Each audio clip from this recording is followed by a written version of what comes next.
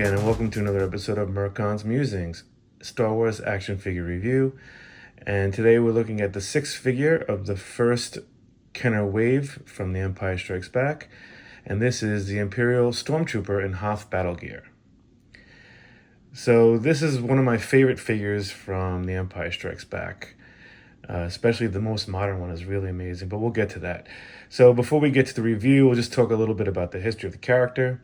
So the Imperial Snowtrooper or Cold Weather Assault Trooper are standard Imperial stormtroopers equipped for cold weather operations.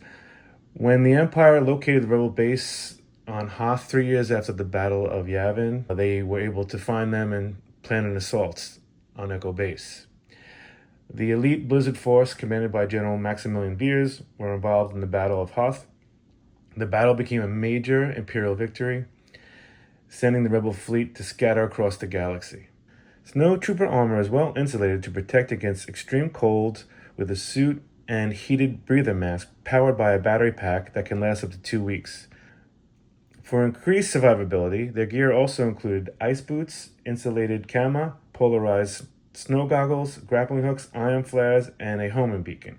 The Snowtrooper was often equipped with E11 blasters and the Blastech DLT-20A blaster rifle, and they will also use the E-Web heavy repleting blaster cannon, as we saw in The Empire Strikes Back, when they tried to shoot down the Millennium Falcon before it escaped Echo Base. So this is one of my favorite action figures, even as a kid. So this is the one that Kenner released in 1980.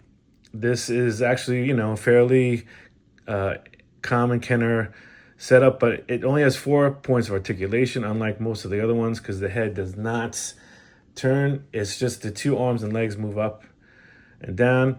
It comes with a plastic, the camo that all Snowtroopers have, which was kind of cool, but it was always a pain in the ass because it would fall off and you'd lose it. This is an original camo. It's not a repro.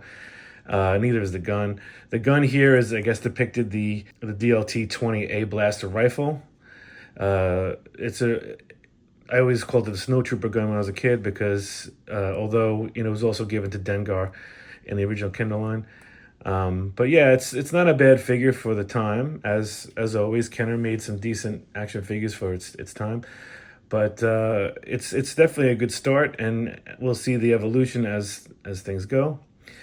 So the second figure is actually the Saga Collection from 2007, and that's the card you see is the Saga Collection card, and this is the action figure from the Saga Collection.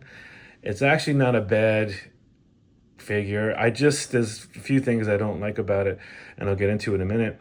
It has a lot of articulation. It has the insert joints on the knees, it has the twisting waist, it has the insert joints on the arms, and the head turns.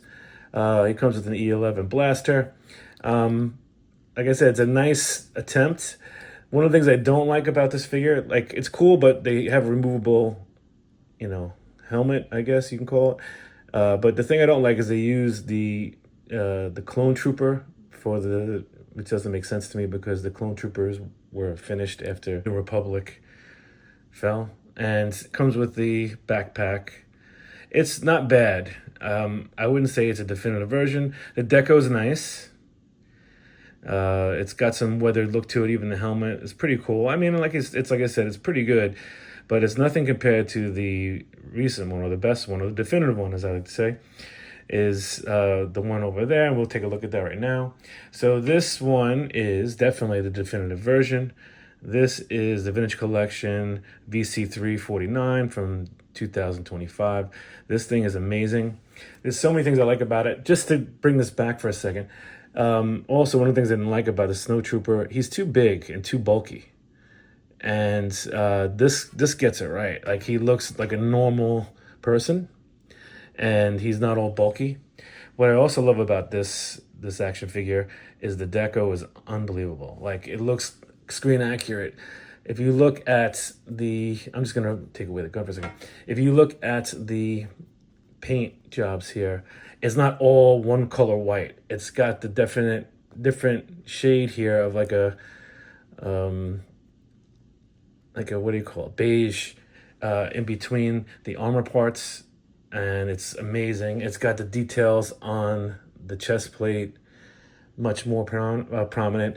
It's he's got, you know, waist articulation, insert joints on the legs as well, and insert joints on the arms.